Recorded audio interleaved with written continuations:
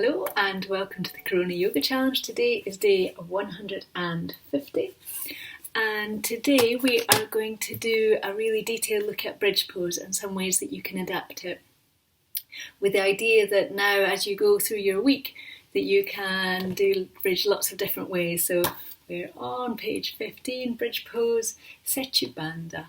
So that's the Sanskrit for it. And one of its main benefits is that it lifts the hips higher than the heart and the head higher than the heart, and it's quite supportive and quite relaxed way of doing an inversion. So if you want to come on, well, I'll just talk you through it. If you want to do it with me, you can, but I'm probably going to go a little bit fast through the poses for actually following like a normal kind of yoga video. But I'll talk you through them, and if you want to be trying them quickly, do, but I'd advise going back through them slowly and really feeling each thing, so it's really an enjoyable process for you. So bridge pose traditionally is the feet on the floor, feet hip widths apart, so hip width through the thigh bones, not hip width wide, so to the outside of the hips as if the thigh bones are parallel, the shins are parallel, the feet are parallel. Just drag down onto the floor so we're very, very even.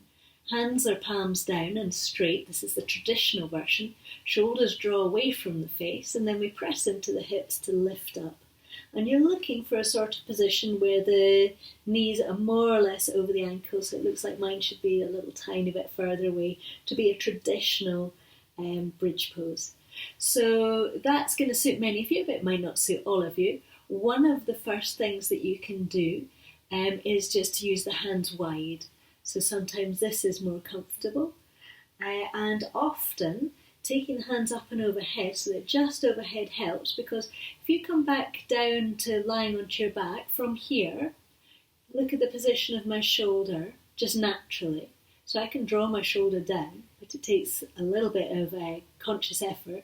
If I take you can't see my shoulders, they've gone away because they're hiding behind my arm, but now I've got really good contact between the back of my shoulder blade and this area of my body, which wasn't naturally touching before. It already makes contact just through the movement of the arms, and we've already got that little lift up and through the front of the chest. So coming up and into bridge pose, we've got the start of that movement, and the movement being the lifting up right the way up and underneath the shoulder blades. So we come towards the top of the shoulder blades rather than onto the back of the body. So that's an important distinction to make. We can do bridge pose so we're just in line, so the shoulders, hips, knee are in line, or we can do it so that we're coming more into a back bend and more into that lifting up position. Both of them are good, but it's worth being really mindful about what you choose. And for some people, doing a little tiny version so the hips just come off the ground, whether your hands are beside you or out to the side, so that you've just got that very little movement, so you can start to get the feeling in the spine and so you feel quite secure with the movement. So another option is, and particularly if you've got issues with your pelvic floor, is taking the feet and the knees close together so that we keep them glued in towards one another.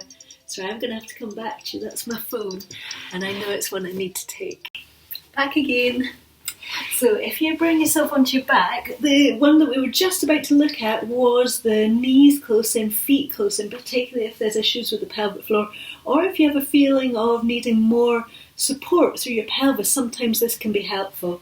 So again, from here you just focus on the knees, feet, thighs staying close towards one another as the hips come up, and it can lead to a feeling of more strength coming up through the legs into the pelvic floor, so can feel more supported doing that.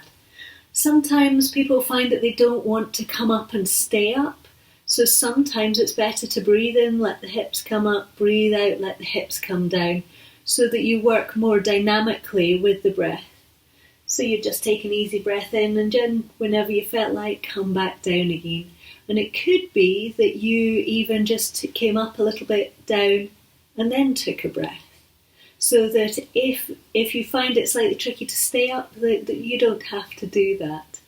Let me just see what other ones I was thinking of showing you. Oh yeah, a nice one is with the hips onto a block. So you can just use a block or a bigger block, depending on what you've got. So bringing yourself onto your back, and then you would lift your hips up, settle them down, make sure that the block stays lower than the waist, so it's not touching, not impacting on the natural curves of your spine at all, so that you can come into bridge by just letting the hips rest down. You can obviously do that so that the hips become higher up. So it makes it slightly more restorative, but if you use a lot of blocks, you can still get a fair amount of movement through the body as you do this. I'd advise just checking different heights of block to suit you, and definitely start lower and build up rather than bingo going straight up. Another option that you can do is you can take your hands underneath your hips so that you're supporting yourself and you get a really strong kind of back bend whilst you're here. Another traditional version is to bring the feet close in towards the hips, to lift up with the hips and to be holding onto your ankles so that we end up kind of in the movement towards wheel or Dhanurasana, where we are, or Urdhva, upward facing Dhanurasana, where the hands are on the floor and we're kind of all the way up, which I'm not going to do right now, but that's kind of where you can end up kind of moving to with the body. Let's see what other ones we've got on our little list. Oh yeah, I love doing this one. I've already started doing it when I was reading, or before I even started reading. It's a funny thing, which is starting with the balls of the feet on the floor. It's a really nice way of working because you get feeling of a little bit of lightness through the body, and then I quite like when I'm up here just sinking slowly down through the heels, and then feeling how that changes, and then slide the hips down and let them rest onto the floor. So often when we're coming up into bridge pose, the kind of traditional thing is bring your heels really close in towards you. I often do it a little bit further away, and I think it really depends on your spine and what's comfortable for you. As you bring your feet in closer, obviously we've got to be a little bit more careful with the knees, and there's much more back bending going on. Another nice option is from a traditional bridge pose, that we let one leg lift up and go up towards the ceiling.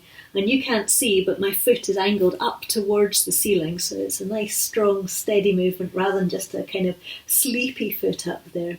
And then when I'm here, I tend to draw my hips down and then let the foot come down onto the floor. And then obviously you would do the other side. You can do it from the starting position where the leg is lifted before you come into bridge pose. I often prefer doing it when I'm already up in bridge pose, but you're free to explore on that front.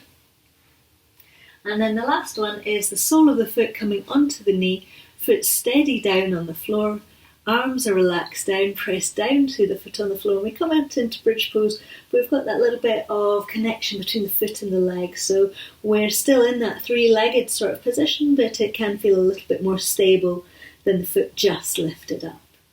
And of course we would do both sides when we're doing an asymmetrical version. So I think these are all my little bridge pose things at the moment. I think that's my bridge pose over for the day. I very much hope that you enjoy bridge pose. It's really a lovely, lovely pose because it's quite restful and invigorating at the same time. So I hope you have a great deal of fun with it. And do tell me how it goes. Thank you.